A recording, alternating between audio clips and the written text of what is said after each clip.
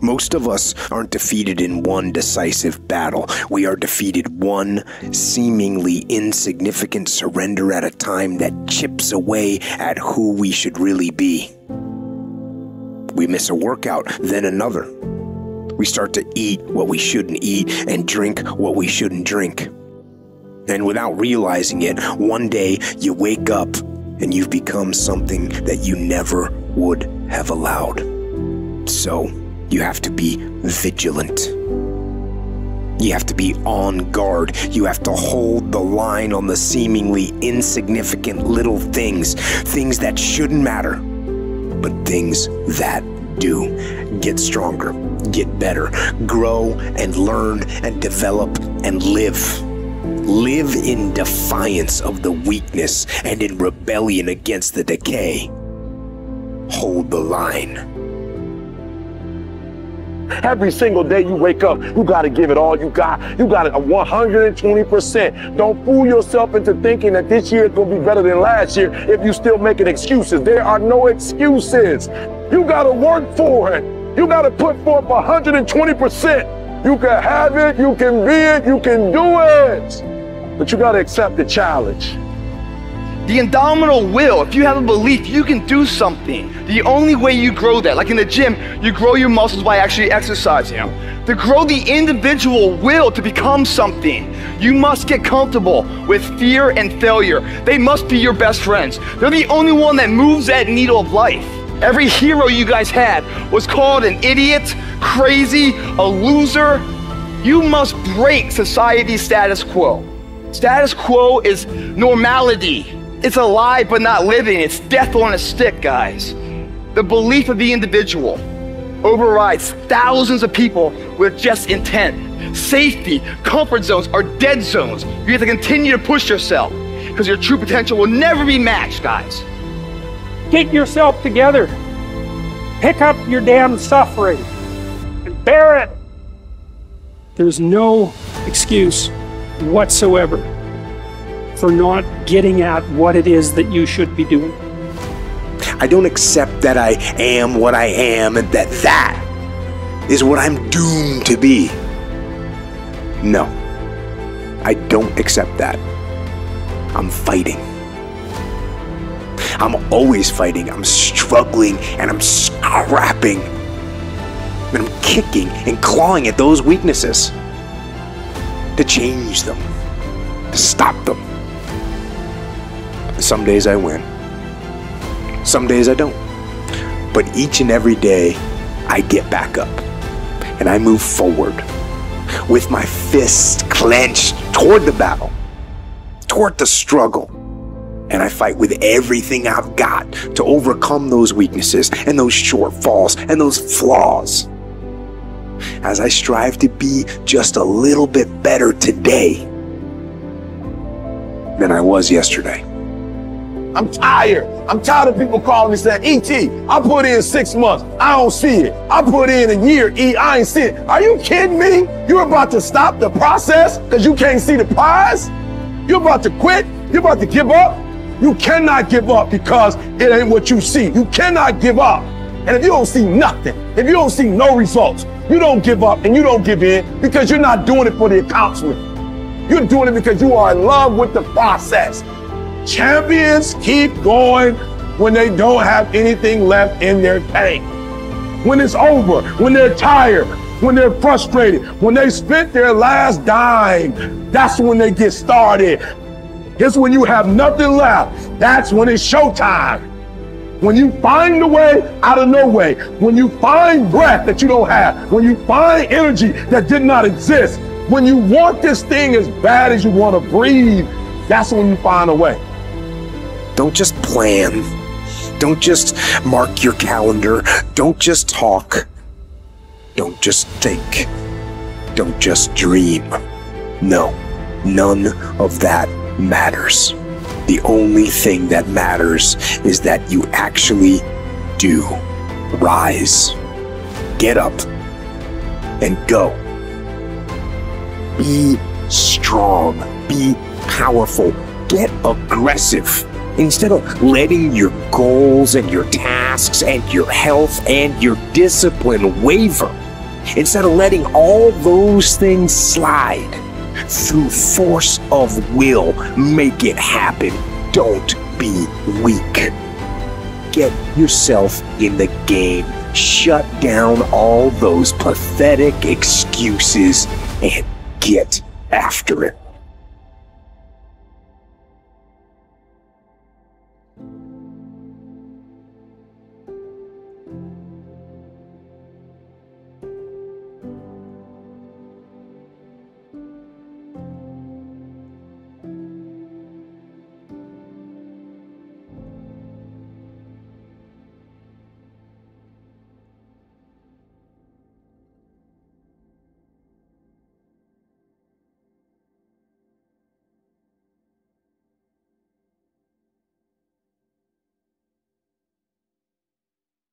Don't wish for a better wind. The key is to wish for the wisdom to set a better sail. Utilize whatever wind that blows to take you where you want to go. That is the philosophy of success I picked up at the age of 25, and it revolutionized my whole life. Here's what I found. I found it was easy. I was a millionaire at the age of 31, and I found it wasn't difficult at all. Now here's my definition of easy. Something I could do. I figure, if it's something you can do, it's easy. But here's a little qualification. I worked hard at it. I made sure my disciplines were in line. I made sure my habits were good. I made sure I did all that I could. I found something that I could do, but I worked hard at it. I got up early and stayed up late and worked hard from age 25 to 31.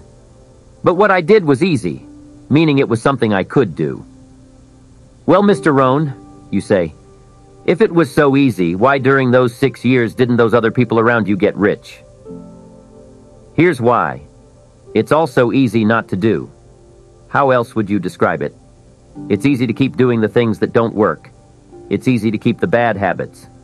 It's easy not to develop the disciplines. It's easy not to. So why did I get rich and they didn't? It all comes down to a philosophical phrase. The things that are easy to do are also easy not to do. That's the difference between success and failure, between daydreams and ambitions. Here's the key formula for success. A few disciplines practiced every day. Those disciplines have to be well thought out. What should you spend your time doing? You don't want to waste your time on things that aren't going to matter. But a few simple disciplines can change your whole economic future. A few simple disciplines can change your future with your family, your business, your enterprise, your career. Success is a few simple habits, good habits, repeated every day. Here's the formula for failure. Errors in judgment, repeated every day. All you've got to do is have a few errors in your judgment and repeat them every day, and I'm telling you, they'll spin out of control in 10 years. You'll end up driving what you don't want to drive. You'll be wearing what you don't want to wear. You'll be living where you don't want to live. You'll be earning what you don't want to earn. A few errors every day, a few bad habits can be disastrous. It's easy to repeat an error in judgment because failure doesn't fall at the end of the first day. Bad habits don't show their horrible results at the end of the first day, or the first week, or even the first month. It's easy to get fooled. If disaster occurred at the end of the first week, we'd change our philosophy right away. But the slide downward is subtle. You get a little off course, and you keep drifting until all of a sudden you're caught way off course. You've got the choice right now of one of two easies. Easy to do or easy not to do. I can tell you in one sentence how I got rich by the time I was 31. I did not neglect to do the easy things I could do for 6 years. That's the key. I found something easy I could do that led to fortune, and I did not neglect to do it. The major reason for not having more of what you want in America, more health, more money, more power, more influence, more everything, the major reason is simple neglect. If you don't take care of neglect, it becomes an infection, and then it becomes a disease. So if you're in the habit of not doing it, get in the habit of doing it. Do all it takes. And before you know it, success will be yours for the having. To a lot of people, ambition is kind of a mystery. The dictionary says it is an eager desire for distinction, power, or fame. But what does that really mean? Let's start with the word eager. All by itself, eager is kind of exciting. Kids are eager for their birthday parties. They expect to be the center of attention, to get lots of presents, to eat too much. For that matter, I guess grown-ups are eager for birthdays too, unless, of course, they're embarrassed that the candles on the cake outnumber their achievements. We can be eager to see a ball game, eager to see our kids in a dance recital, eager to see an old friend, eager to shop for a new car. Eager sounds like a lot of fun. But do you ever hear people say they are eager to live a better life, eager to have a better family, eager to make a lot of money? Probably not. And that's a problem, because as I see it, living a better life, having a better family, and making a lot of money takes an eager desire. We have the remarkable ability to get exactly what we must have. But there is a difference between wishes and desires. We've all heard people say, "Oh, I wish I could just drop 5 pounds. I want to be a little lighter." We've probably said it ourselves. Even though we may wish we could breathe a little easier in our clothing, we have to have the desire to exercise a little more and eat a little less. The "I wish I could lose weight" has to become, "I have the eager desire to lose weight." I'm also sure you've heard people talk about wishing they had more money to pay the bills, or take a vacation, or just take a little pressure out of their lives. But before their lifestyle can change, their wishes need to become desires. If they really desired change, they wouldn't spend their evenings just watching TV and wishing they were doing something more. The backbone of an eager desire to change is discipline. True ambition is disciplined, eager desire. It's that little part within us that says, if I want to be ready for that meeting tomorrow, I need to finish preparing for it today. If I want to make sure I can pay for my kids' college education, I need to start saving today. If I want a better life tomorrow, I need to start working on it today. Ambition is a minute-by-minute, day-by-day mentality. To have the ambition to work toward a better family life, a newer car, a bigger house, a financially secure future, you have to live it every moment.